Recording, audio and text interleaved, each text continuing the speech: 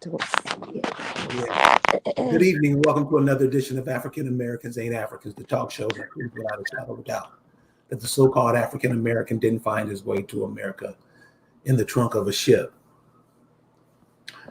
What we don't say,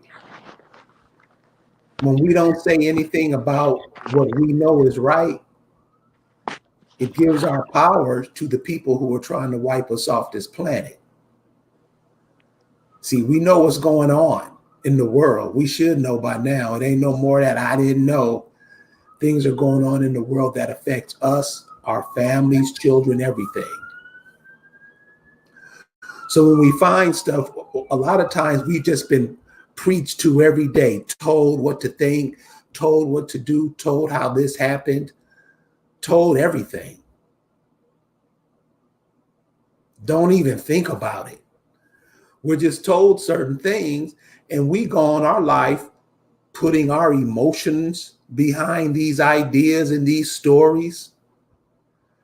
They become stories. Like these were stories our parents told us and our grandparents told us, but they didn't.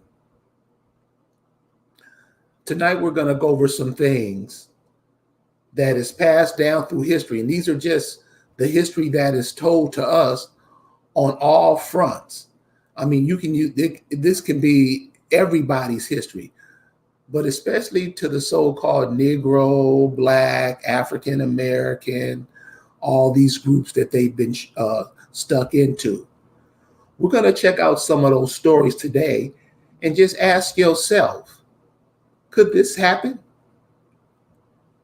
Joining me in doing this is the Accomack clan mother, Lisa Cypress. Good evening, Lisa. How are you? Good evening. How are you doing? Thank you for having me. Well, thank you for being here. So, yes, how was your day? Your day's good? Yeah, I Good? had a good day. It was a cool day. It was a nice spring day Yeah, yeah, because we're coming up on that time. exactly. You can tell that the flowers are changing, the birds are tweeting, Yeah. So, insects are buzzing. yeah, this I like this time of year. Yeah, yeah. So, what were we being emancipated into? Yes, what we're told. I mean, everybody, we've been taught to that we were slaves and pretty much property, pretty much no lives, but eating fat back and singing hymns and having our families separated, having children. Like we have no history until emancipation, right?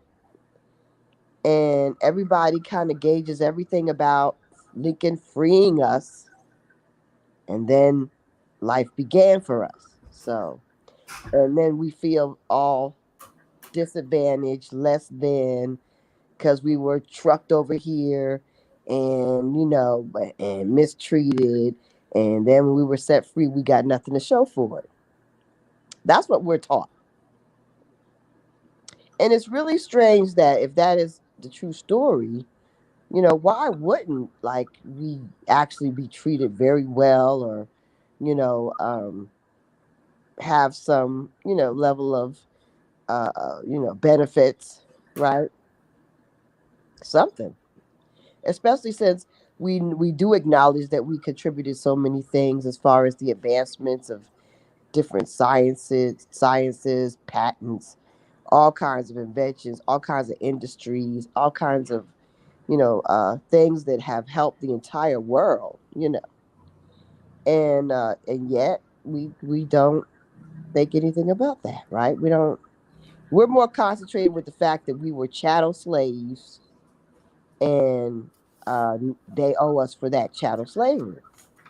Well, I was starting to look. I've always been like confused about the fact that there were two universities I knew of that had started before emancipation, and that was Cheney State and Wilberforce, right, in Ohio, Cheney State in Pennsylvania. And I knew about those for some time, many long time because I have family that went to Cheney. But Wilberforce was actually built by us, for us, by us, and actually is a really pretty campus and pretty buildings were built in 1850 56 by us. Beautiful designs, like beautiful, right? You know, the buildings kind of look like the White House. Beautiful, beautiful, beautiful design buildings. That's what we made for our first, actually all by us, all funded by us university. Now, that's completely not the Methodist Church paying for stuff. No, all by us. So I was impressed with that, and I also thought, well, gee, if we did that, like, what was going on? Who was able to do that? And then everybody else was slaves, you know. Harriet Tubman is passing Ohio to run higher to go to there going Canada to be free, when there's a whole university she's walking past. Now, mind you, Harriet Tubman was born in 1822. Wilberforce was started in 1854. So she was of that age to attend college when she was so called running past Wilberforce University to go all the way to Canada for safety.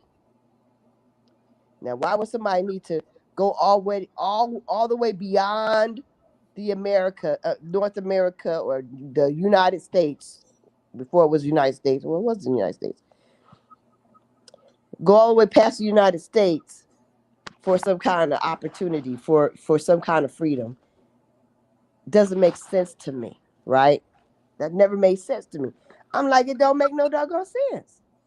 So then I started to look further. I started finding more universities. I'm Googling, I found a couple of more. I'm like, dang, a couple of more before emancipation? So then I looked on what is it? Wikipedia. Actually, the disappointing thing is that when you go on hpcu.com or all these black websites, they don't give you a real breakdown of the information of all the universities. They don't give you the year they were started. They don't give you a breakdown. They don't give you a real complete list. Be missing this one, missing that one. Had to go to damn Wikipedia to find out that there were actually 12 Negro universities, Negro colleges before 1865. A good number of them, about 6 or 7 of them, were actually built like in 1865, including Atlanta University, Atlanta College, Clark Atlanta, now Clark Atlanta. Now, did you know anything about Atlanta during the Civil War? What do you know about that? I from what the story is told, Atlanta was burned to the ground. Right, right. That's exactly what I know, right? Right. Atlanta was burnt down, right? Atlanta was on fire. They set Atlanta on fire when it was burned down. How in the world in 1865? Because that's just when the war ended. It was 1861 to 1865, and you're gonna have a university started. All those Several of them was doing during the wartime from 1861 to 1865. Many of these universities were started. It makes no sense whatsoever. So why isn't this common knowledge? I mean, you're finding this. I mean, these are just questions that you're asking yourself. Why isn't this common knowledge? Because it's obviously the history that we've been given has been skewed. I mean, it makes you wonder because we have all these highly educated professionals, and I just feel like now you want to think, well, did they just really, how they say educated fool? It really must be, but then again, it really feels diabolical, like somebody's doing this stuff. I mean, obviously they're doing this on purpose. Obviously, how are you gonna have all these universities, have all these people getting together and doing all these, oh, this award and that award, and oh, you're the X's Black Excellence, this, and you don't know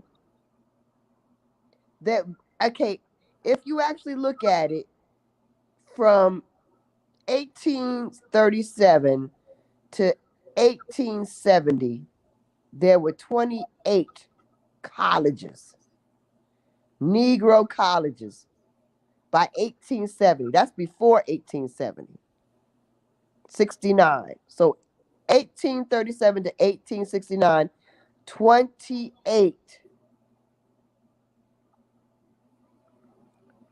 And you're going to talk about we couldn't even, we weren't allowed to read. How you going to have colleges at all? Because the master wouldn't let us write. What is all this stuff? What is all this mythological bullcrap that we're taught that we really are convinced of? It makes no sense that you have 28 whole colleges and you walk around talking about nigga what couldn't talk, couldn't read. No, ain't allowed to read. Well, obviously somebody was doing some reading. And is it that and evidently these colleges are like overseer colleges. You know what I mean? Explain. I feel like the only thing that would make sense that these so many colleges existed and we are not knowledgeable of our true condition.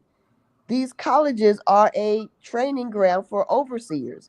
So these people are intellectual overseers, They are trained to keep us in a condition of servitude. Makes sense to me. I mean, you Earlier, think about Oprah Winfrey. That always bothered me. When Oprah Winfrey started that school in Africa for them girls, and they asked her, well, why'd you make school here? Oh, they don't want a school here. All they want to do is get a pair of sneakers or get some Nikes. They don't care about education.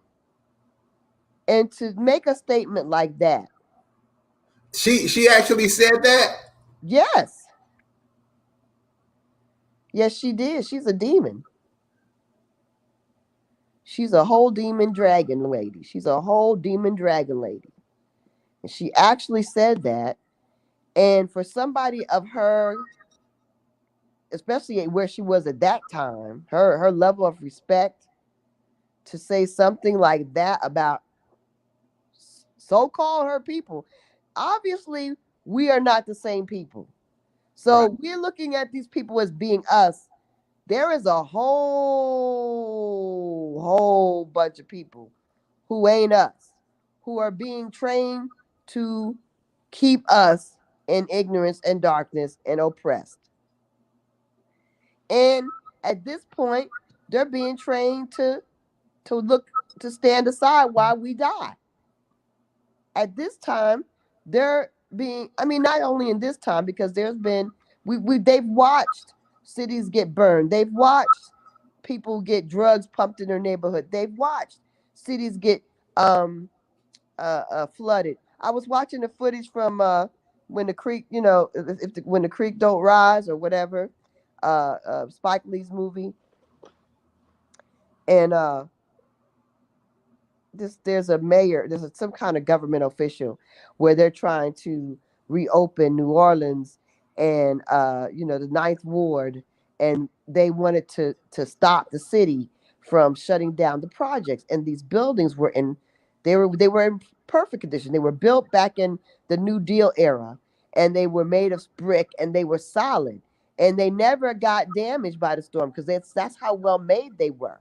And they wanted to and the city puts metal steel barriers up to the windows and doors so they couldn't get in there because people wanted to get back into their homes. They couldn't get back into their homes.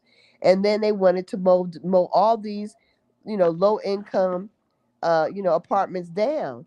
And they were fighting there saying, why are you taking our homes? And there was all these so-called Negroes on the board of the city, and all these people crying and screaming. And it got into a fight. They was arresting people, beating people. They were tasing people right in the freaking meeting. And this one official was like, look, anybody who is for those people moving back into those apartments, they don't really care about black people because those apartments, this too much work. And then, you know, and the mayor saying that, and they're saying all this stuff, and they mowed the things down. And let me tell you, when they got the bulldozer to mow that thing down, the amount of energy it took to knock that building down, it was ridiculous. That machine had to really bang and bang. That huge machine had to bang and bang and bang to get that damn thing to crumble. It was strong. And then fast forward, brother come showed the apartments they built. He said they built that in a 2 months. He said they made like nothing. He said they're just horrible. They're made horrible. They're cheap. And nothing works. Everything's broken. Just put up trash, cheap trash. So, so when you say we had all these colleges in the early 1800s to mid 1800s, so with all this Emancipation Proclamation, and you were saying that some people didn't even get that, and they were all these colleges all over the place. How was information being dispersed at that time? Well, newspapers, people had, they had the telegraph system. They could give information from one point to another, and communicate that, and that would become a news item, news information, that sort of thing. Messengers, those were the mechanisms for getting things back. And at that point they had trains, all I believe. Yeah, they had trains by 1865. So trains were actually able to move people about faster across some points than Yes. anything else. So I mean, yeah, so there were mechanisms to get information. But I mean, I mean, the thing is that there's always going to be pockets of areas where there may not be excuse me, as much information.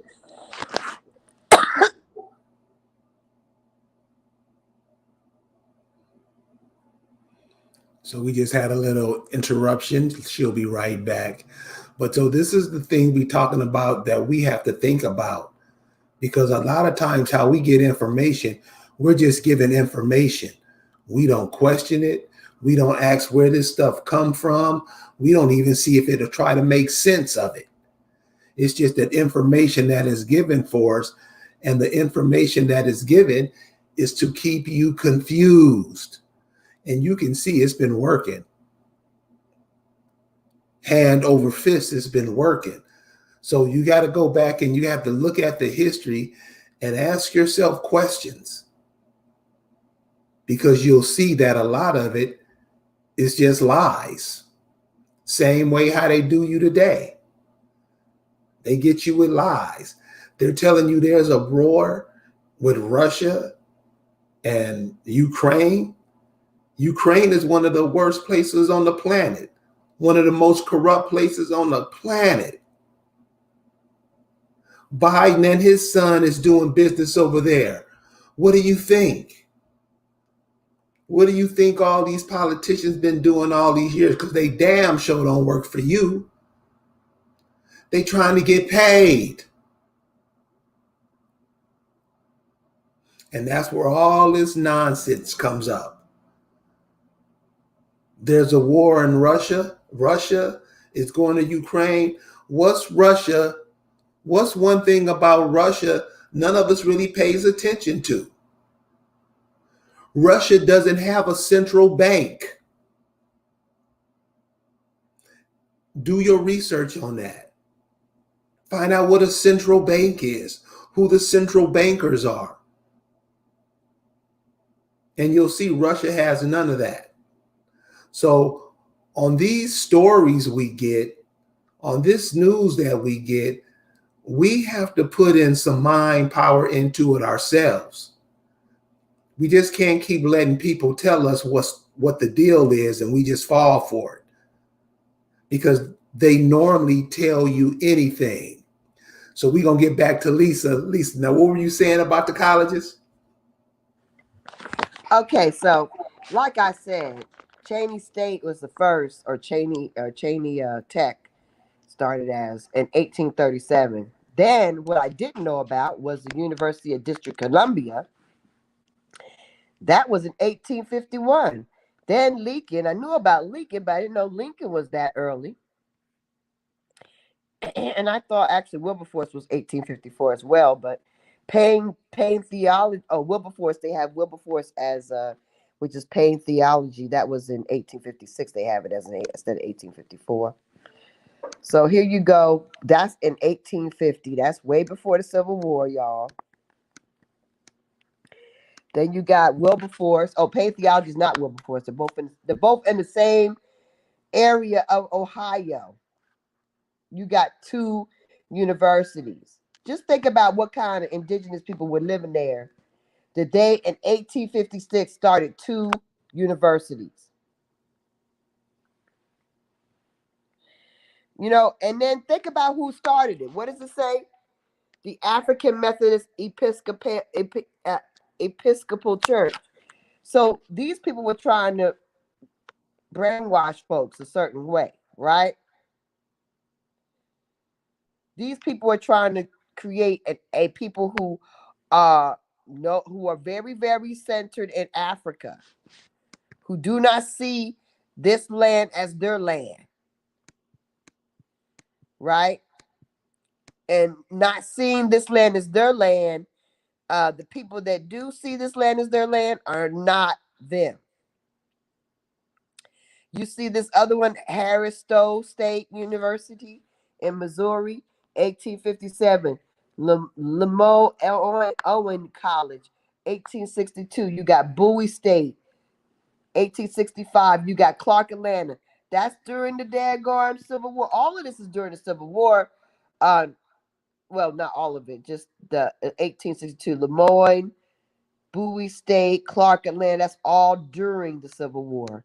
Then you got Shaw University, North Carolina. That's during the Civil War.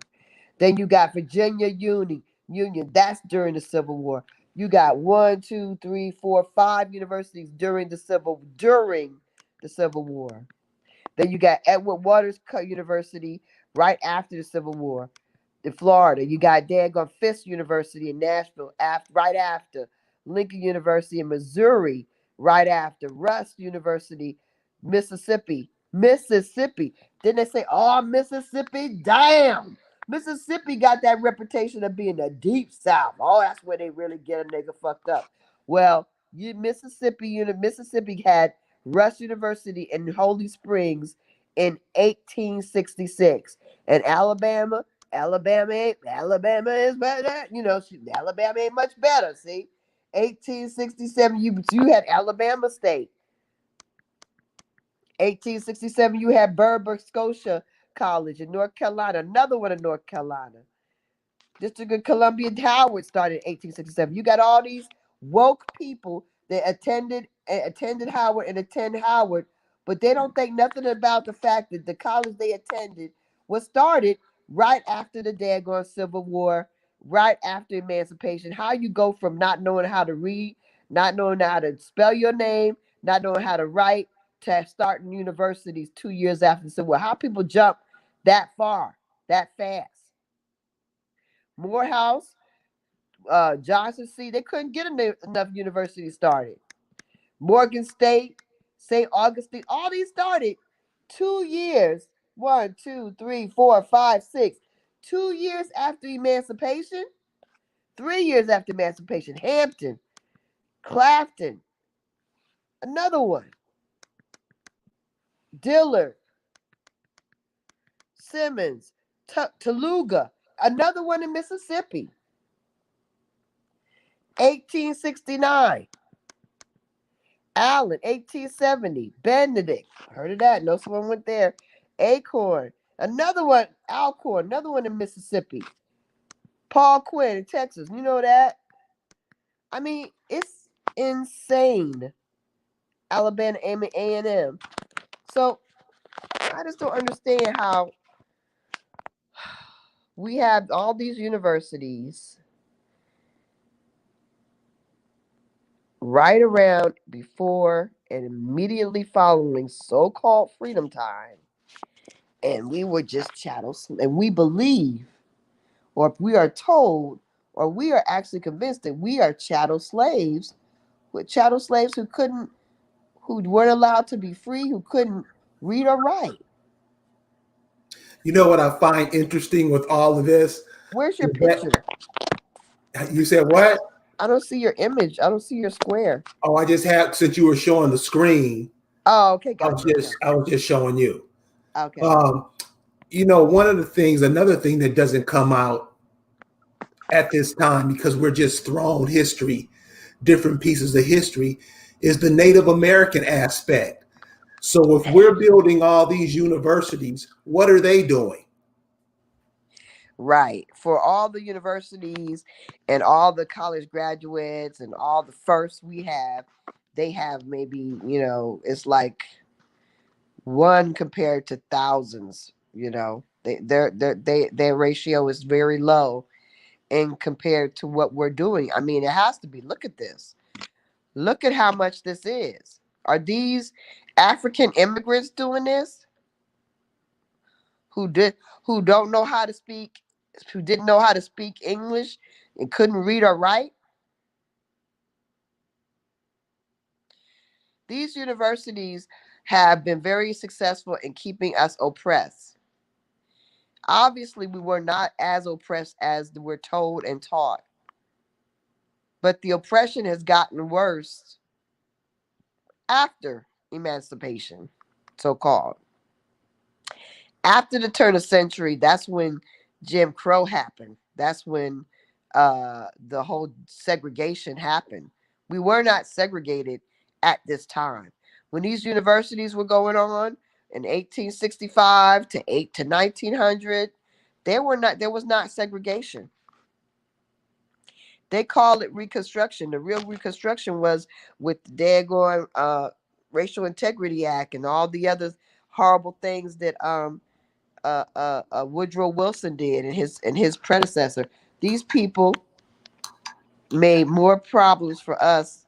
They created slavery for us. But what I don't understand is that at that time we've had many colleges up and running by early 1900. Let's just look at it. Just take a look. Look at this. The list keeps on going on and on and on and on and on and on. Look at that's just 70. All this is before 1900. All of this is before 1900. All of this. Like the list is so damn long. Look at this.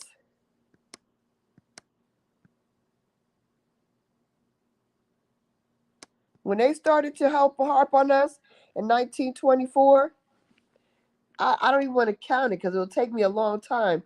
But it's got to be a 50 some colleges. I don't even know. So I mean, the fact that all these universities were going on, all these educated people happened, and that's when all the worst things happen.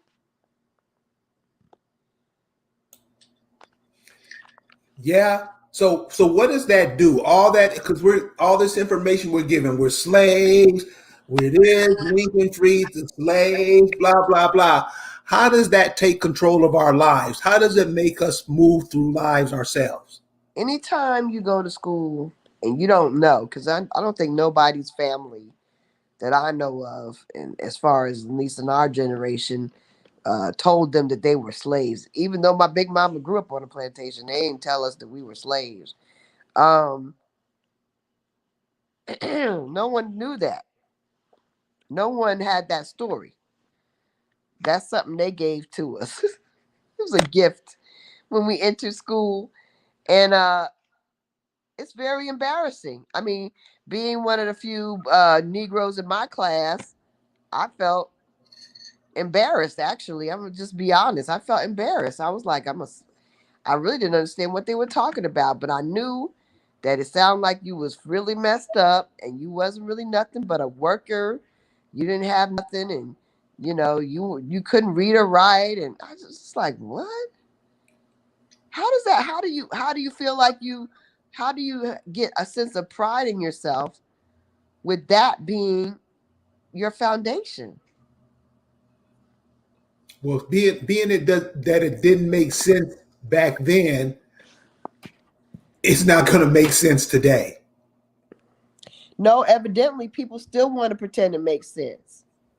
Because anytime you have a whole political movement that is based on them calling themselves chattel slaves, it's not about it making sense or how intelligent or educated somebody is. There are agendas at work that are just beyond what is sensible, what is practical, what makes sense, and even to the daggone detriment of our offspring. How do you think it is helpful for our young people to go around believing that they are the result of chattel slavery? How is that helpful? I mean, if it's true, that's one thing, but that's not looking to be true. Not when you look at this and then you're going to look at Carter G. Woodson as well, right? So then you look at Carter G. Woodson, and Carter G. Woodson got all these lists of heads of households, uh, free people with, Negro slaveholders. So what's that? Explain that. How are these? How are and then this is how crazy they are when they try to explain stupid things. I'm gonna give you an example, but let me see if I can find my Carter G. Woods. Carter. Free Negroes. Here we go. Here we go. Let's look at that. All right.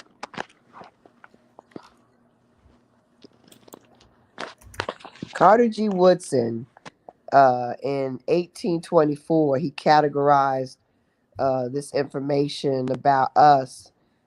It was a list from the 1830s of free free Negro owners of slaves. This is what I'm showing right here.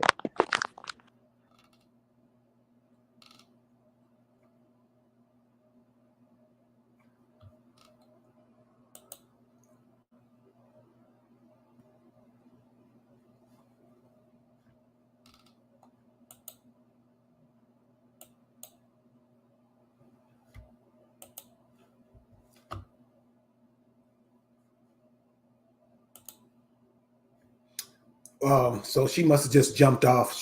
She'll be back on.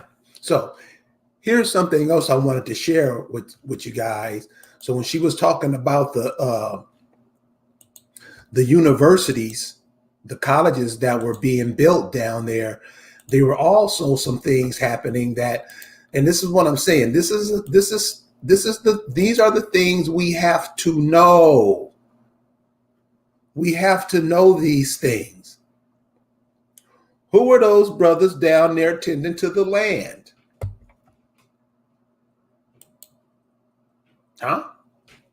Who are those guys? Who is that? This is Alabama money in 1860. Who were the farmers in 1860? So when you have all these guys telling you black, that you ADOS, that you're foundational black Americans, those aren't foundational black Americans on the money. Those aren't black people on the money.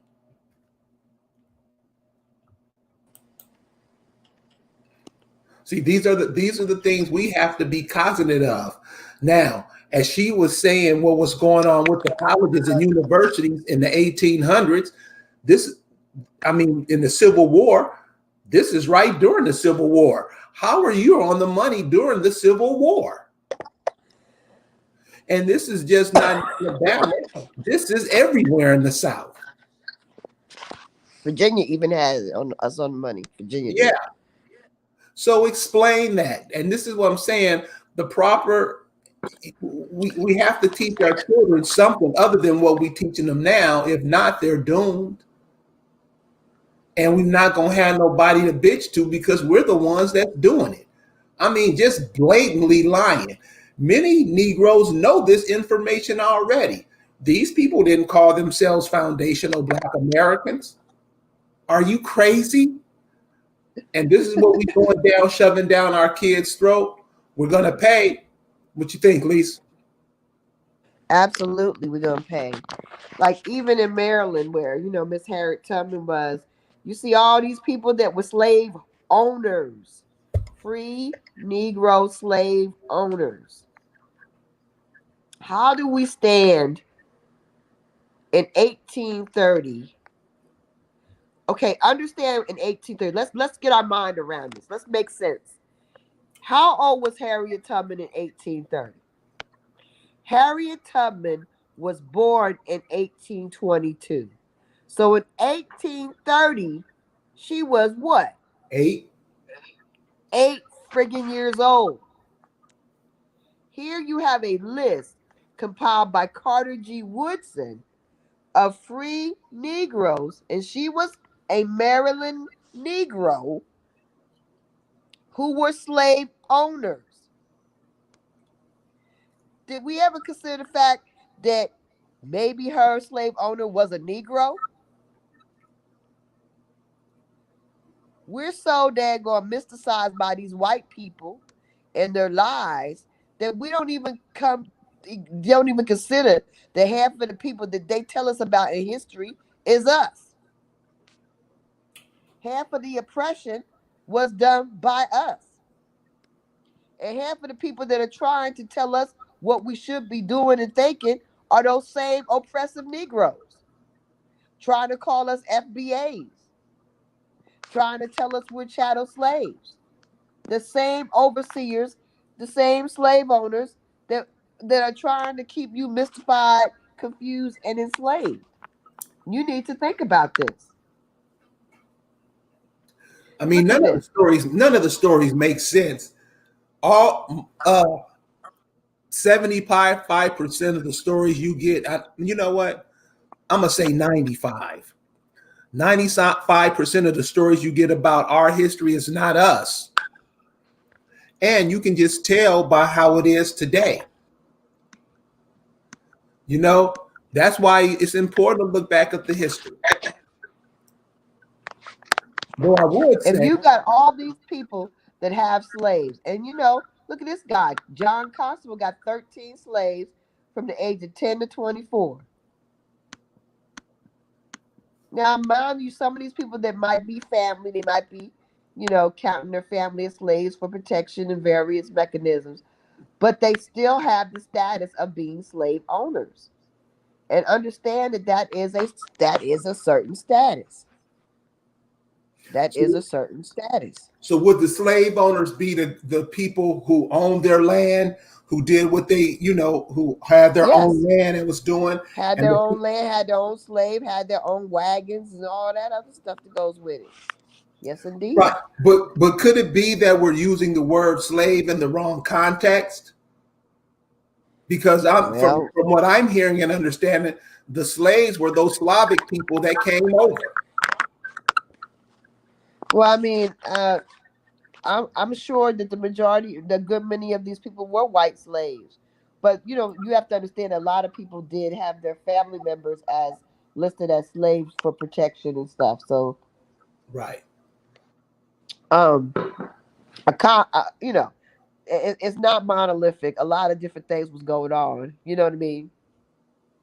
But we have to understand that most of these white people that are over here are definitely they have no status, they have no history, and that's why they're just white.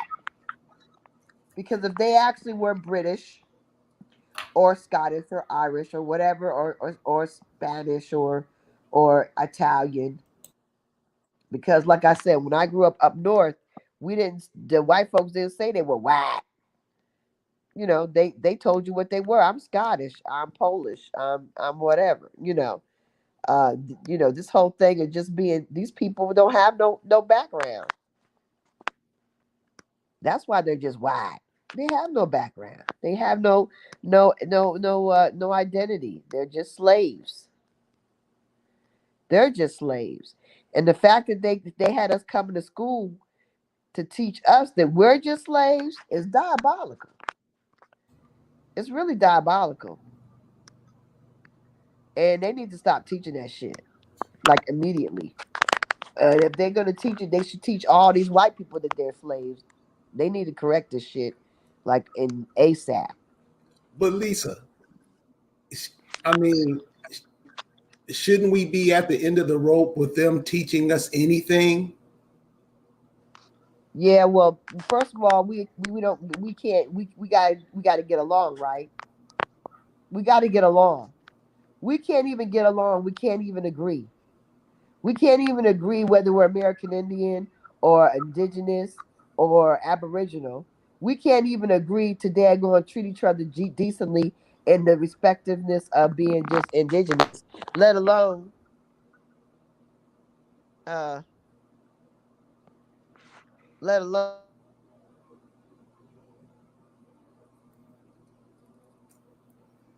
Indigenous, American, Aboriginal, Black, Negro, colored. It doesn't matter what you've been broken down to. You still made up of the same material, the same earth. You come from the same place. You come from here, America. Not everybody does. We have some immigrants here that, they would rather be here than be at their home. And unfortunately, we have some of us who would rather be somewhere else or be someone else than be with the people, than instead of being who their parents, grandparents, great grandparents, great great grandparents. And when you go back and you see what these brothers did, you will be amazed. That's why everybody comes over here. That's why everybody calls themselves you. You don't do it. You call yourself other people.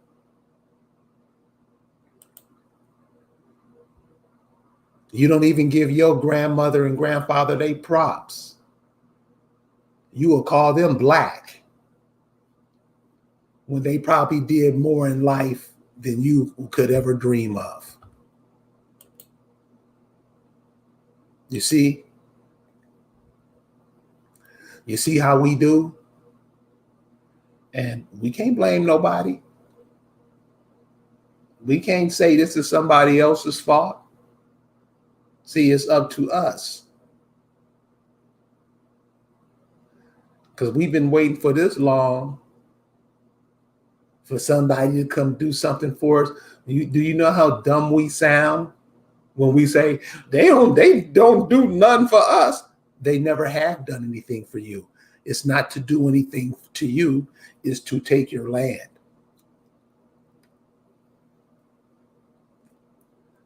But you can't defend it because you don't even claim it's your land, even though your peoples left it to you. This is where we are. So you see, the world is changing. Are we going to change with it? Are we going to keep letting it go the way it's going? And that's rolling all over us. Remember, you got your civil rights generation, they're sitting down. What about the kids of the children of the civil rights movement? What about them? What about the grandkids of the civil rights generation? What's going to happen to them? Because the civil rights generation, the most famous thing, I got $10 that say this is the truth. The best thing the civil rights generation did was show us how to give our economics away. Right? Well, that's what we did. Right? We gave our economics away. So that's when you see in The Black Wall Street in Tulsa, Oklahoma. Why were those businesses bombed? Because everybody was going to those businesses, getting authentic material made from the Indians of that area. Oh, you thought those was Africans that built Black Wall Street? Really?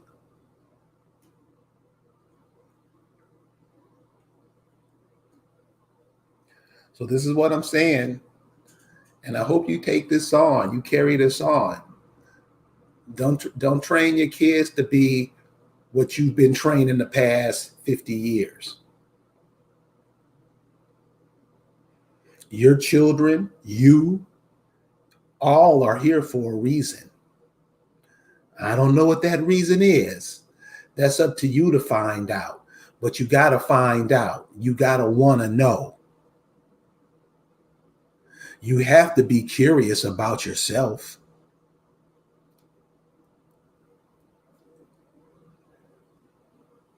You have to ask yourself, hey, what am I doing? Why am I here? What is my purpose? You have to ask yourself that. And though many of us don't even care.